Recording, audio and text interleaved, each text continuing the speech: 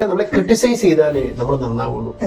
ഈ കാര്യം കേൾക്കുമ്പോൾ നമുക്ക് വിഷമം തോന്നും.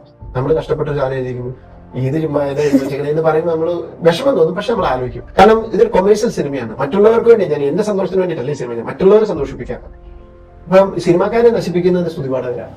നമ്മുടെ കൂടെയുള്ളവർ സാർ എന്ത് ചെയ്താലും ഓക്കെ ആട്ടോ, സാർ അങ്ങനെയൊന്നും ഇല്ല. ഇപ്പൊ ഈയിടെ നമ്മൾ 2 വർഷം മൈബോസ് കഴിഞ്ഞിട്ട് മെമ്മറീസിന്റെ സമയത്ത് നല്ല ടെൻഷൻ ഉണ്ടാകും. ഒരു ഡിഫറൻറ്റ് സിനിമയാണ് മെമ്മറീസ്, ഭയങ്കര ആക്ഷൻ ഒന്നുമില്ല, വേറെ രീതിയിലുള്ള ത്രില്ലർ സിനിമ.